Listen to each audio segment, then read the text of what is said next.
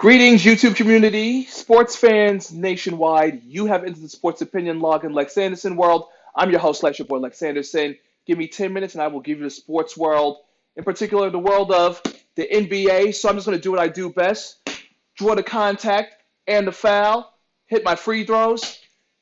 And speaking of hits, the hit has been put on former Washington Wizards Ernie Grunfeld as he has been relieved of his duties and was fired earlier today after 16 dismal seasons with the Washington Wizards that produced nothing. Nothing whatsoever. Because LeBron James, when he was out here on the East Coast, he was going to 8 straight NBA Finals. What did the Wizards accomplish? Let's see. Nothing. They never won 50 games in a season, something the Raptors accomplished multiple times. Never got out the second round. But they did manage to waste a shitload of money on two whack-ass players, John Wall, my favorite, and Bradley Beal. You know, Bradley paper-mache Beal, because he's so fragile, always suffering hand and wrist injuries. And of course, we should know, if you don't know, that John Wall has always been saddled and riddled with injuries, even though the fools out there on social media somehow have them as their top five. But how could he be a top five when he's hardly ever playing? He's injury prone, he's divisive, he's not a leader, he's not clutch, and overpaid. So that's my top five for John Wall. But back to Ernie Grunfeld, who to me is the epitome of white privilege, that he was able to maintain such a great executive position for so long with nothing to show for it, except taking the owner's money and wasting it on, like I said, whack-ass players by re-signing them or giving boatloads of free agent money to players I've never heard from. So let's see what we have here on the Washington Wizards payroll. You know, in my earlier videos when I first started the Sports Opinion Log, I talked about John Wall, how much I couldn't stand him, how much I hated him, his smug-ass demeanor, and he ain't ever win shit. But let's see what the Wizards did, right?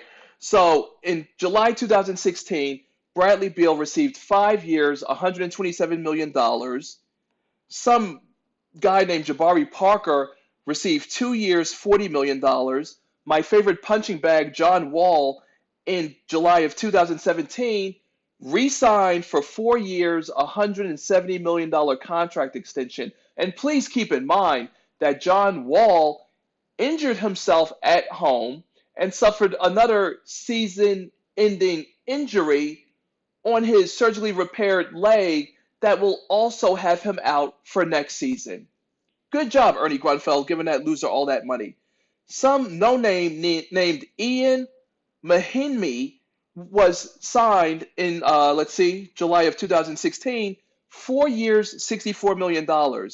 Ian Mahinmi, who I've never heard of, averages 5 points and 4 rebounds a game.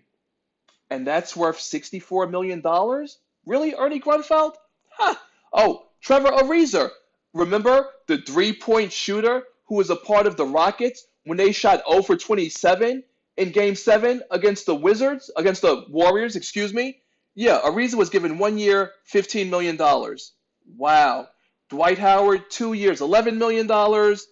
And some guy named Wesley Johnson, 3 years, $18 million in 2016. So let's see what it's looking like for next season. Mind you, John Wall will not be playing because he suffered a Achilles tendon tear in his surgically repaired ankle. Great. So next year, John Wall is on the books for $37,800,000. Bradley Beal, $27 million. Jabari Parker, $20 million. And Ian Mahinmi, $15.4 million. Dwight Howard, who knows about him, $5 million. So there you have it. If that was an African-American player or an African-American man, he would have been fired such a long time ago. It's pathetic. Let's face it, from the day that clown, Agent Zero, Gilbert Arenas, brought those guns in to the Washington Wizards locker room, they've never been the same. They've always been horrible. I remember, what was it, 2, 3 seasons ago? they lost in what, 6 or 7 games to the Boston Celtics, whose bench outscored them 36-5. And what did the Wizards do? Did they rebuild their bench? No, they just gave more money to John Wall. So to me, the clock has been ticking on Ernie Grunfeld. He should have been fired 4 seasons ago, especially when you see LeBron James leading the Cavs or the Heat 8 straight NBA Finals, and you guys never got out the first round? Fucking jokes, man. Like, what a joke. So long, bye-bye, farewell. I will say this much, though, on behalf of Laker Nation. Even though Bradley Beal is injury-prone, he is a good, prolific shooter.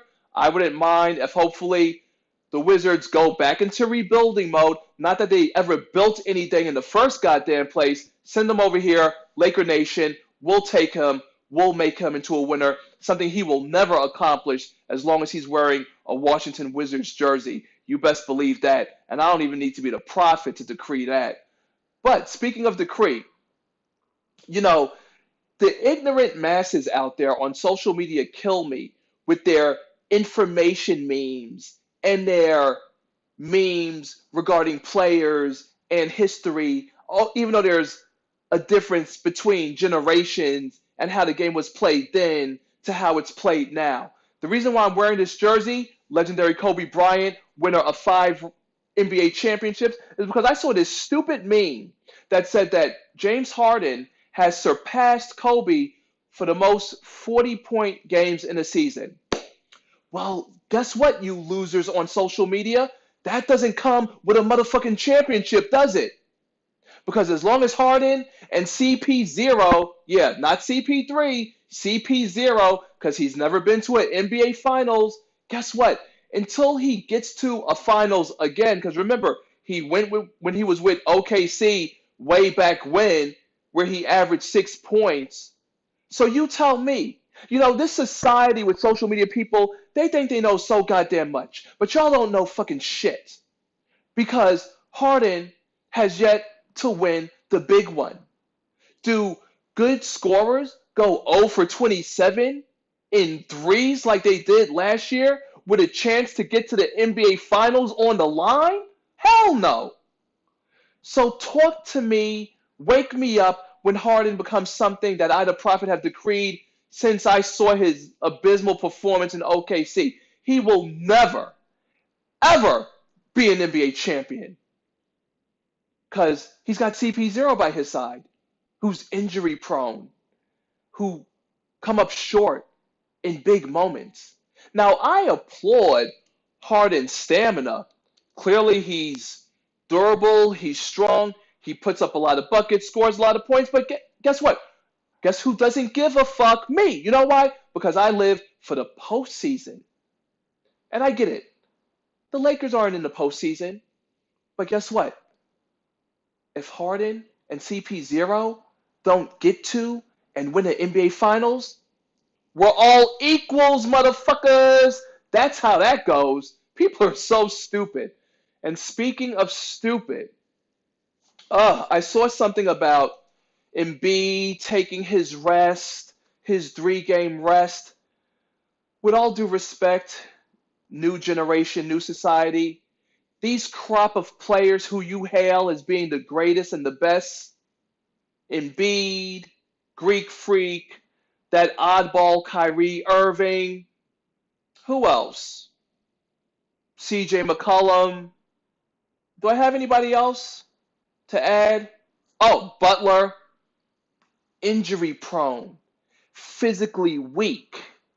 So call me when your so-called superstars of this day and age and generation, call me when they get through a full 82-game season. Until then, we ain't got nothing to talk about, especially if they aren't motherfucking champions the way Kobe Bryant was a champion.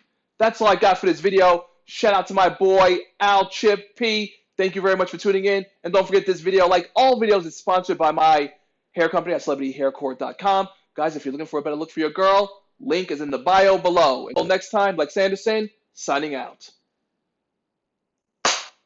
Yes, links are in the bio below. Holla, fo falla.